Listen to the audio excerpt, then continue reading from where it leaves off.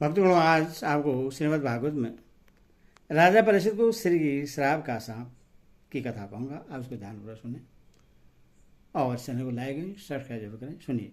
सूत जी कहते हैं,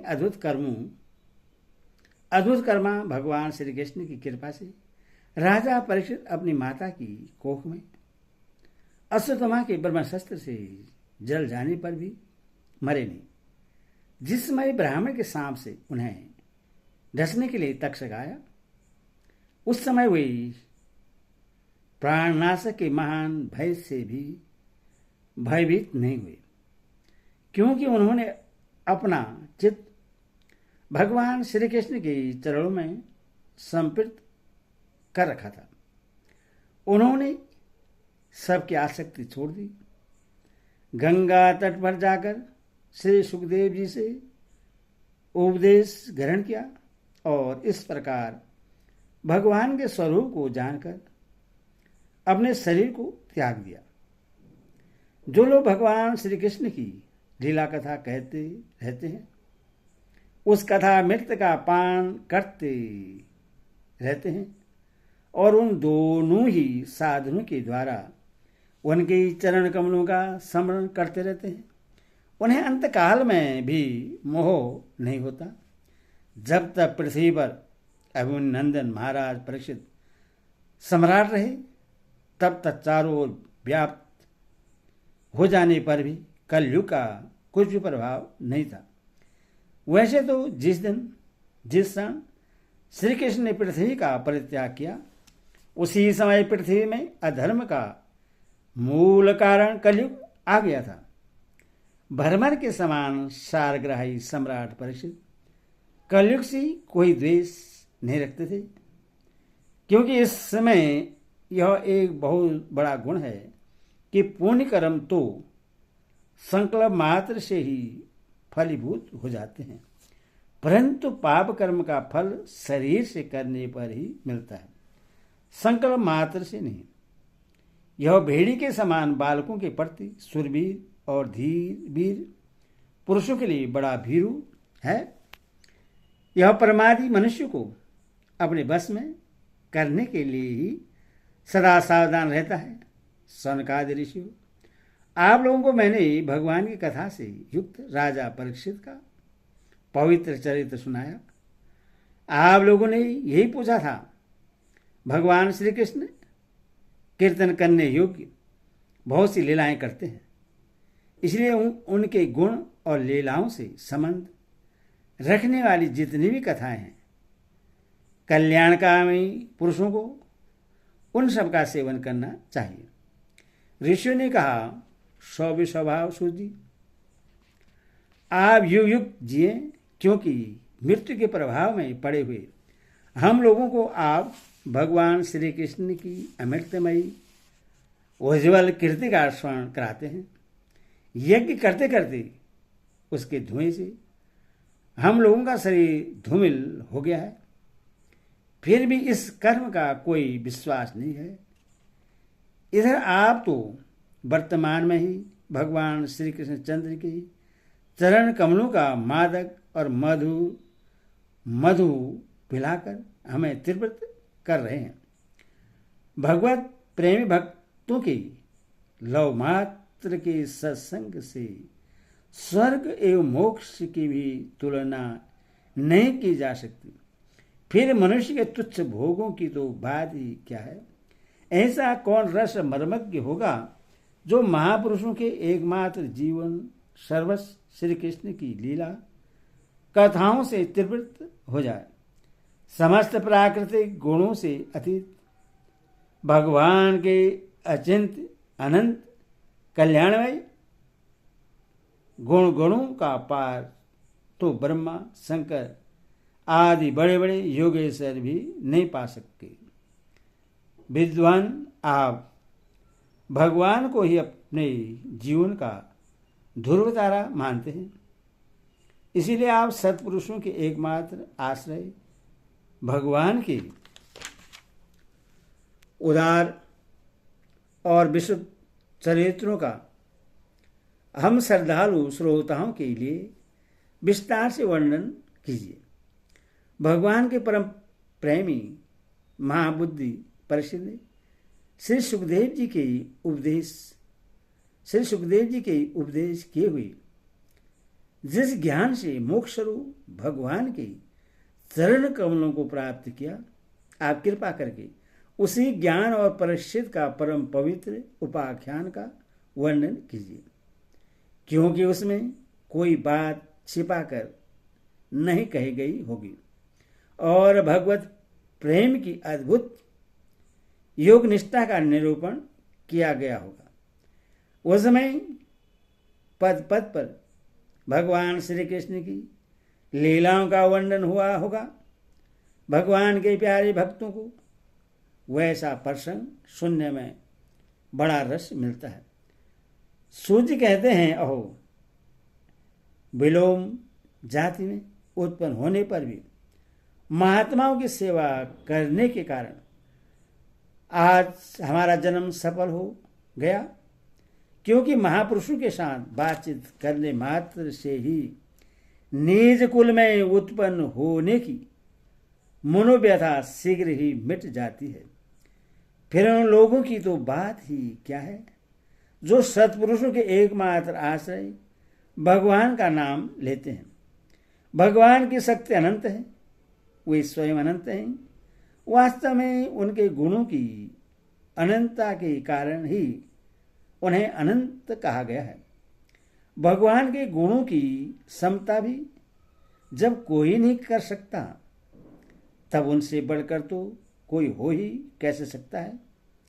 उनके गुणों की यह विशेषता समझाने के लिए इतना कह देना ही पर्याप्त है कि लक्ष्मी जी अपने को प्राप्त करने की इच्छा से प्रार्थना करने वाले ब्रह्मादि देवताओं को छोड़कर भगवान के न चाहने पर भी उनके चरण कमलों की रज का ही सेवन करती है।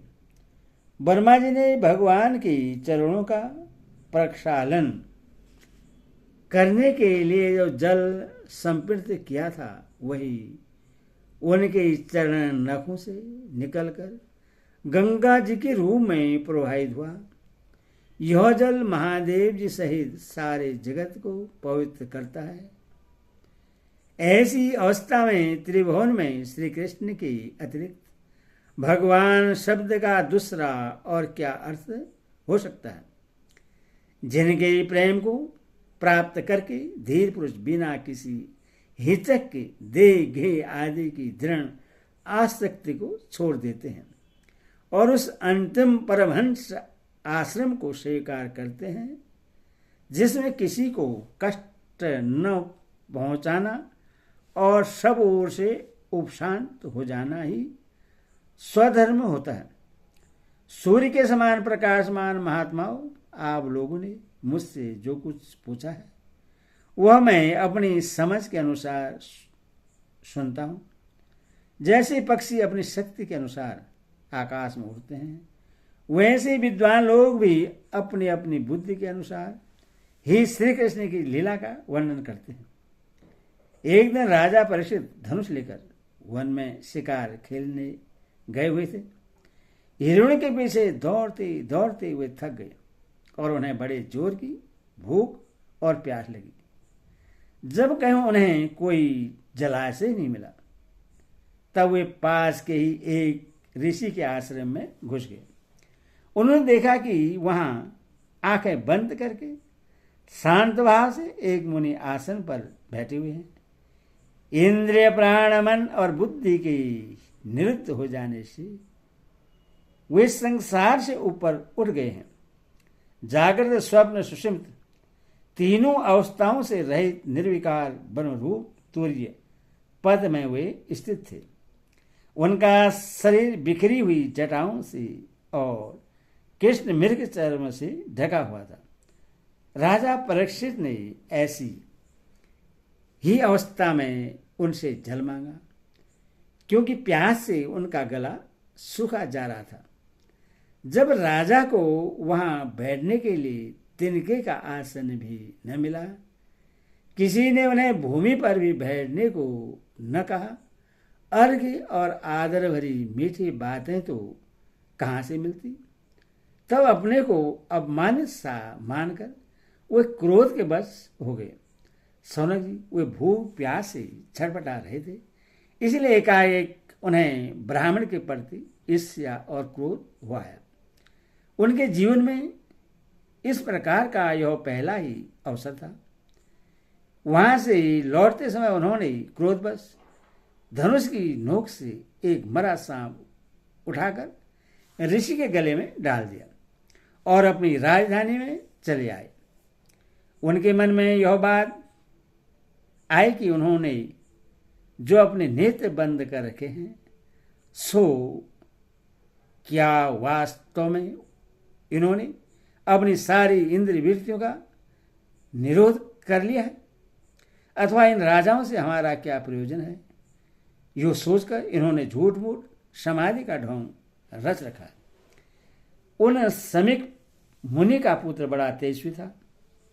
वह दूसरे ऋषि कुमारों के साथ पास ही खेल रहा था। जब उस बालक ने सुना कि राजा ने मेरे पिता के साथ दुर्व्यवहार किया है, तब वह इस प्रकार कहने लगा, ये नरपति कहलाने वाले लोग उदष्ट भोजी कौओं के समान षंड मुषंड होकर कितना अन्याय करने लगे हैं। ब्राह्मणों के दास होकर भी ये दरवाजे पहरा देने वाले कुत्ते के समान अपने स्वामी का ही तिरस्कार करते हैं। ब्राह्मणों ने क्षेत्रियों को अपना द्वारपाल बनाया है। उन्हें द्वार पर रखकर रक्षा करनी चाहिए। घर में घुसकर स्वामी के बर्तनों में खाने का उससे अधिकार नहीं है। अतएव उन मार्गगामिनियों के शासक भगवान श्री कृष्ण के परम धाम पधार जाने पर इन मर्यादा तोड़ने वालों को आज मैं दंड देता हूं। मेरा तवबल देखो।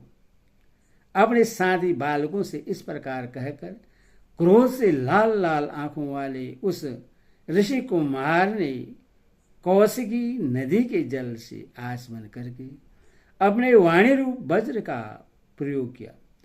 कुलागार परिषद ने मेरे पिता का अपमान करके मर्यादा का उल्लंघन किया है, इसीलिए मेरी प्रेरणा से आज से 7वें दिन उससे तक्षक सर्प डस लेगा। इसके बाद वह बालक अपने आश्रम पर आया और अपने पिता के गले में सांप देखकर उसे बड़ा दुख हुआ तथा वह डहा मारकर रोने लगा। विप्रवर सौनक जी समीक मुनि ने अपने पुत्र का रोना चिल्लाना सुनकर धीरे धीरे अपनी आंखें खोली और देखा कि उनके गले में एक मरा सांप पड़ा है।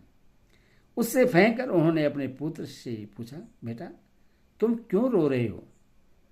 किसने तुम्हारा अपकार किया है? उनके इस प्रकार पूछने पर बालक ने सारा हाल कह दिया। ब्रह्मर्षि शमीक ने राजा की सांप की बात सुनकर अपने पुत्र का अभिनंदन नहीं किया। उनकी दृष्टि में परीक्षित सांप के योग्य नहीं थे। उन्होंने कहा, ओ मूर्ख बालक, तूने बड़ा पाप किया।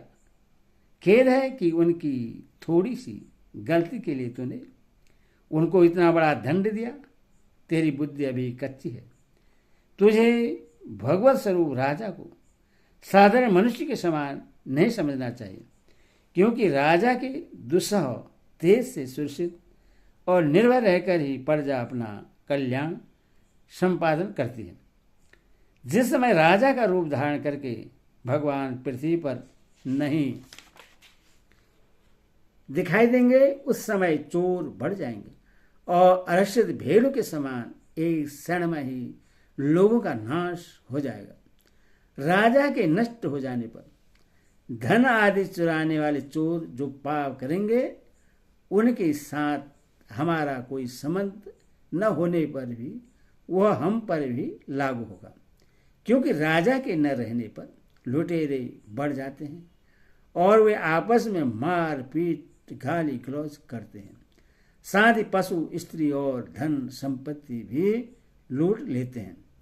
उस समय मनुष्यों का वर्णा समाचार युक्त वैदिक आर्य धर्म लुप्त हो जाता है।